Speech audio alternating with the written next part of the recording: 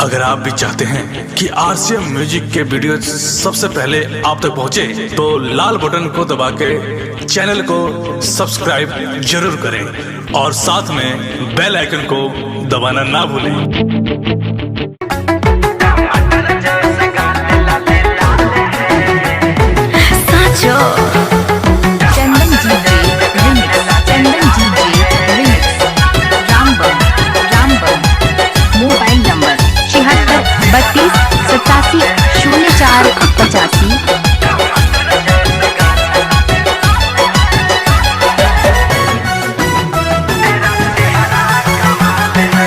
छोड़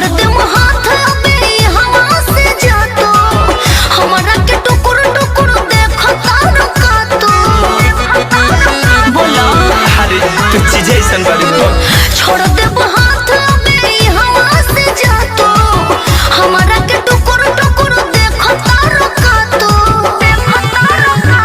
टमाटर जैसा गाल लाल लाल है क्या चेहरा कमाल है। टमाटर जैसा गाल लाल लाल है जो तेरा चेहरा कमाल है।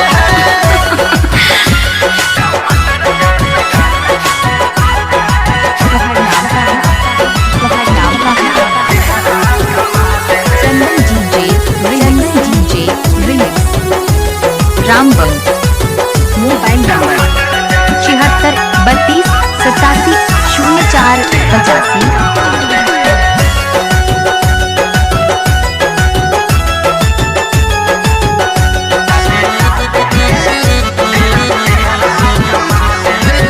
गोली न दाल बाबू पीछे पीछे घुमला से पगली न दिल हमर फोटो रोज चुमला से समझला हम सब संगतानी हो। गोली न दाल बाबू पीछे पीछे घुमला से पगली न दिल हमर फोटो रोज चुमला से एक बेरी हमारा से लव करे के देख नहिया के जाल जनी देहिया पे फेंको अरे समझे हरे रेशम जैसा जानू तेरा बाल है का विचार बा कमाल है। टमाटर जैसा ओठ लाल लाल है जो तेरा चेहरा कमाल है।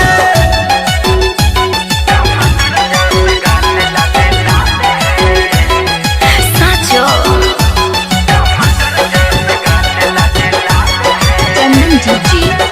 चंदन जी रामबन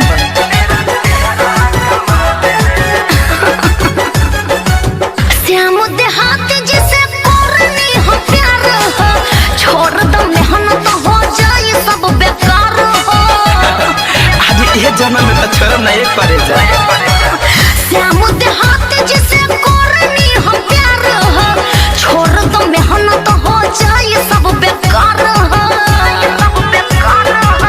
धीरज दीवाना के मौका दे दरानी बहुत उफान तोहर मारता जवानी बुझाया बुरा दिन से धनंजय के हाल है विचार चेहरा कमाल है। टमाटर जैसा गाल लाल लाल है क्यों तेरा चेहरा कमाल है। पागल कहीं का। डाउनलोड कीजिए RCM music official app play store से। आरसीएम म्यूजिक के सारे ऑडियो वीडियो डाउनलोड करने के लिए